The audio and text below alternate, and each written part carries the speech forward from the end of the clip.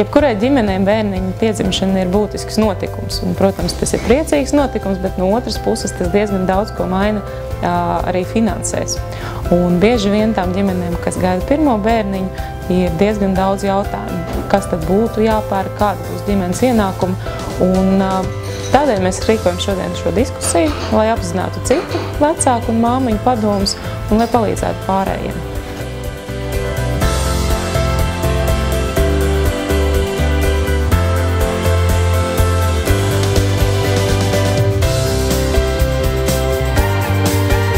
Jaunās māmiņas parasti ir ļoti priecīgas par gaidāmo notikumu, bet vajadzētu droši vien rakstīt savus ienākumus un izdevumus jau no tā brīža, kad ir uzzināts par šīm te bērniņu gaidāmo, un tad arī būs vieglāk saplānot, kas no tiem izdevumiem ir tiešām vajadzīgi un būs arī vajadzīgi turpmāk, un kuros izdevumos tā kā var iekonomēt. Kas ir tāda tipiska emocionāla kļūda vecākiem, ka, protams, gribās visu jaunu tam bērnam, bet principā tā nav nepieciešamība, kur ļoti labi var iekonomēt.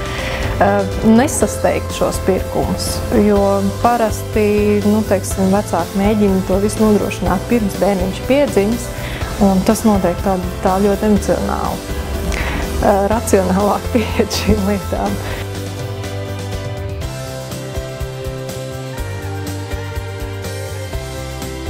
Ir jārēķinās, ka ienākumi ir dažādi. Saņemot alga ir katru mēnesi, bet saņemot pabalstus vienu mēnesi, tas pabalsts ir lielāks, vienu mēnesi pabalsts ir mazāks. Būtiskākais ir tas, visu naudu uzreiz neiztērēt, jo tas periods ir diezgan ilgs līdz nākamajiem ienākumiem, kā arī ļoti pārdomāt pirkums, jo vienu daļu tiešām nav vajadzīga, vai arī ir, var iekonomēt, pērkot kaut ko lietotu vai netik dārgu.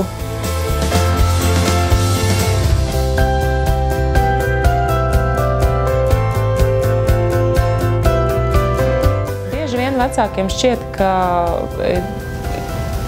ļoti daudz, kas no viņiem nav atkarīgs, bet patiesībā ģimenes budžetu, protams, ir iespējams saplānot. Un to ir iespējams arī izdarīt tā, lai tad tajā mirklī, kad bērniņš piedzims, par to nebūtu jārūpējās, jo jau tajā mirklī ir ļoti daudz rūpju.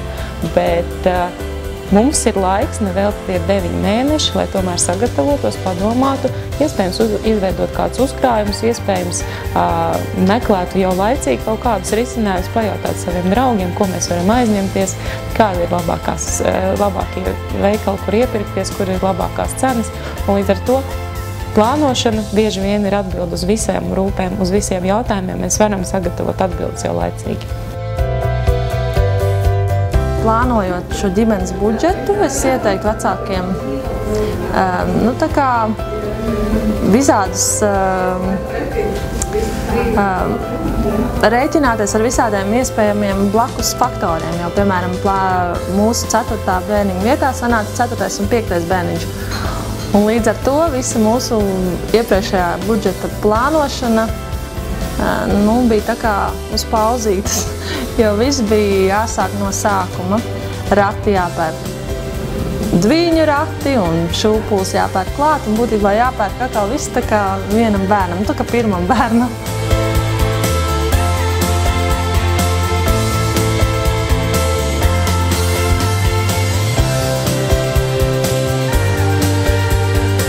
Esam noskaidrojuši, ko māmiņas saka, kas ir viņām vissvarīgākais. Esam sapratuši būtiskāko izdevumu pozīcijas, esam sapratuši arī, kādi ir robi ienākumos.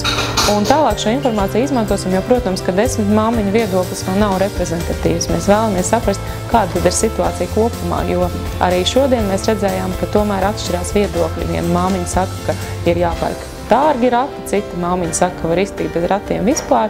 Un līdz ar to, lai saprastu, kāda tad ir aina kopumā un kas vispār būtu mūsu valstī jāmaina, mēs plānojam šodienas viedokļus apkopot un izveidot anketu, kuras varēs aizpildīt pārējiem.